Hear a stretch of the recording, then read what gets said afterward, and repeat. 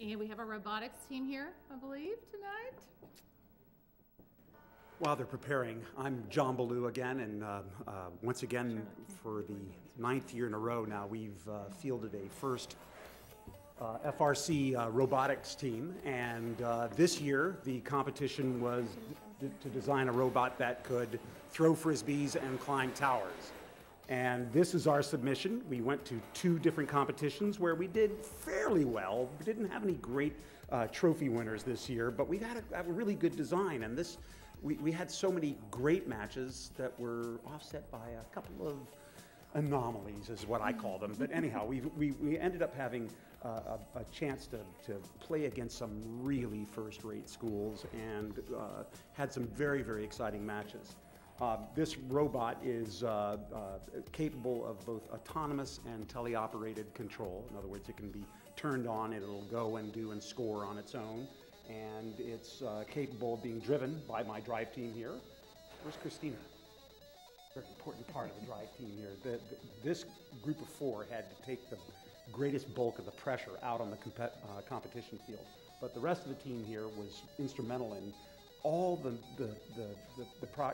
all the parts of designing and building this are what make this such a significant experience. That's the message I really wanted to communicate, is that whatever we do on the competitive field, the fact that we can actually field a working and fairly sophisticated design is something that we always hope to accomplish. We made it to the semifinals in our first competition and didn't quite get invited in the second one, but it was we had some marvelous matches. This represents 6 weeks of probably 25 to 30 hours a week after school for 6 weeks nonstop in order to be able to get this meeting the deadlines that the competition requires. It required a whole lot of preparation, and the team itself functioned in many, many different ways. We had some of the best statisticians that I have ever had help organize and keep track of what all the other schools.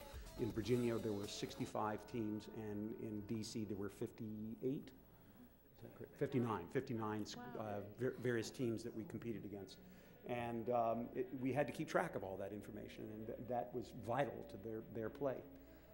Daniel, if you'd like to be able to introduce the team here, and we can demonstrate a couple of the functions of the robot. You might, it does shoot frisbees pretty hard. Sure, just as long as it doesn't come in this direction. But it has some excellent capabilities in terms of picking things up. So if you guys could demonstrate that.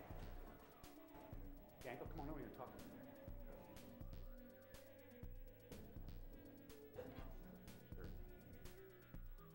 All right, I'm Daniel Nettie.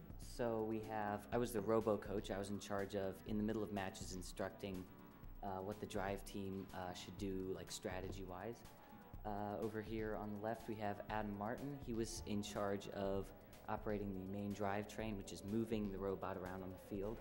And then Shane Ensign in the middle, operating an Xbox controller on all of the various expenditures on the robot, I guess.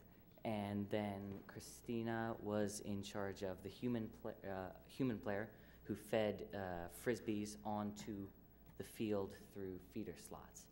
The challenge this year was shooting frisbees into goals 8 and 10 feet off the ground or so, and then a lower one. And there were also 2 pyramids in the center of the field that were kind of like a jungle gym type structure that you had to climb up with your robot, and the higher you got, the more points you received for that. So if you guys want to demonstrate something.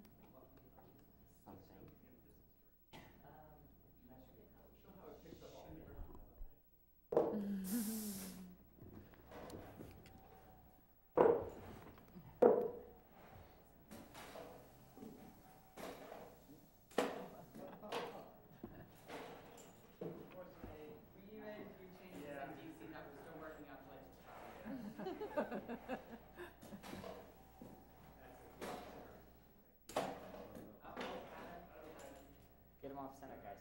Don't let go of it.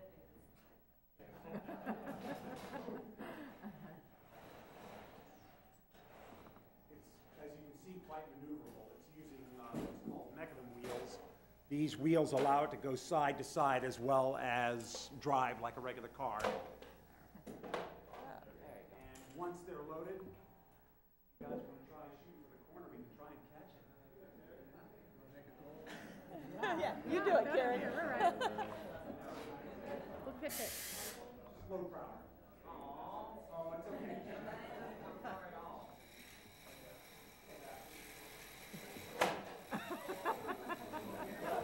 Great.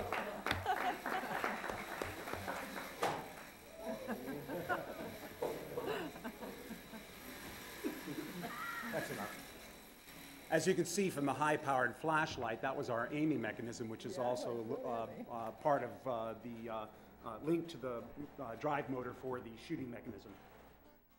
The autonomous program that they worked out was also very successful. We had a statistics of over 80% accuracy during the first competition, and you know, the fact that it could reliably go forward and score at the highest scoring structure, we ended up an average of 12 to 18 points every time we went out in the field for that, 10 points for every time it climbed, and then how often it could be reloaded and shot back and forth across the field. Those are all you know, things that we originally planned from the beginning of the design, and it worked out to be a successful integrated machine.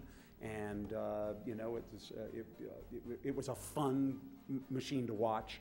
I hope it was a fun machine to drive. It had its peculiarities, but the problem solving that goes into this is what I'm so proud of. And the intensity of the competition is a great thing, but the fact that we could field, you know, a playing robot every year is quite a milestone all unto itself.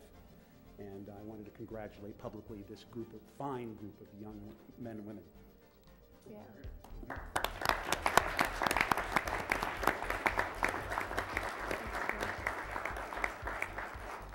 Can you tell me just a little bit about how the team works together in the design and build process? We like to do what we call iterative design, where we'll go layer by layer, and when we add a system, we'll test it, and if something doesn't work, we'll modify it so that we can get it to work. Right.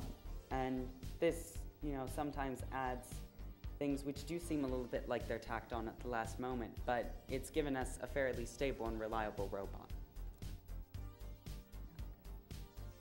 Given on the first week of January the design problem, and then you have 6 weeks from that point to come up with a solution that then you have to put in a bag and can't touch until you go to the competition. So there's a time limit. All teams are expected to use the same electronic control system. There are very exacting requirements for motor use and for pneumatics and all the other subsystems. These are all things that all the other schools will have in common. And then from there on, it's whatever your ingenuity can bring to it in terms of getting it all work together and to get a program that's reliable in order for it to be able to function, not just, you know, in a controlled space, but under the chaotic environment of 6 robots all competing at the same time. So when you play, it's 3 robots against 3 robots, and each team has got to cooperate as much as possible in order to be successful, and it's a learning experience going through that process. But to me, the fundamental reason that we do this is so that they have this hands-on engineering experience where, again, the planning, the testing, the calculating, the trial and error, the materials testing, these are things that you know, go way beyond book learning and become the kind of things that these people should be extremely proud of, should always be able to, you know, talk to a university or an employer, you know, as a representation of a manifestation of their portfolio, their capabilities, their ability to work as a team, their ability to be able to, you know, however trial and error we approach and however like an onion it is in terms of its layers, it's still a very sophisticated project. And that's the kind of learning that I think is rare and essential for the success of our school.